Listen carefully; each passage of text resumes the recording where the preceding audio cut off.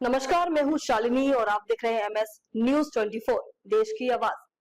आइए बढ़ते हैं आज की बड़ी खबर की ओर। चंडीगढ़ भाजपा ने तिवारी को बताया वीकेंड सांसद जो सिर्फ फोटो लेने आते हैं। चंडीगढ़ भाजपा के महासचिव संजीव राणा ने कांग्रेस सांसद मनीष तिवारी को सतत झूठा बताया है और चंडीगढ़ हेरिटेज कंजर्वेशन कमेटी के संबंध में उनके हालिया बयान की बड़ी ही आलोचना की है। तिवारी एक वीकेंड सांसद से ज्यादा कुछ नहीं साबित हुए हैं, जो सिर्फ कुछ तस्वीरें लेने के लिए शहर आते हैं और फिर गायब हो जाते हैं। राणा ने कहा कि मनीष तिवारी एक सतत झूठ बोलने वाले व्यक्ति हैं, जो मानते हैं कि वह चंडीगढ़ के नागरिकों को हमेशा मूर्ख बना सकते हैं। झूठे वादों की एक लंबी सूची देकर वोट मांग रहे थे, जिनमें से एक भी आज तक पूरा नहीं हुआ है। उनका हालिया बयान उस शहर से उनके पूर्व अलगाव का एक और उदाहरण है, जिसका उन्हें प्रतिनिधित्व करना चाहिए था। राणा का बयान सीधे तौर पर तिवारी की उस हालिया टिप्पणी से संबंधित है, जिसमें सांसद ने दावा किया कि कमेटी एक प्रशासनिक कल्पना है जिसका कोई कानूनी आधार नहीं है।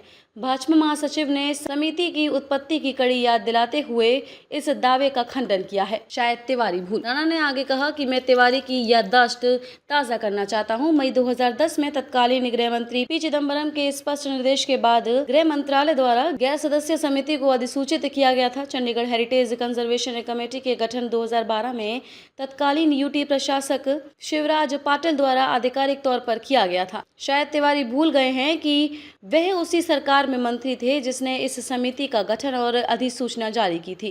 राणा ने तिवारी की उस बात के लिए आलोचना की है जिसे उन्होंने निष्क्रियता और निरर्थक आलोचना की आदत बताया है। एक सांसद की प्राथमिक भूमिका जमीनी हकीकत से जुड़े रहना और शहर के सामने आने वाले मुद्दों को हल करने के लिए सक्रिय रूप से काम करना, न सिर्फ चंडीगढ़ से संबंधित हर चीज़ और किसी भी चीज़ की सिर्फ आलोचना करना।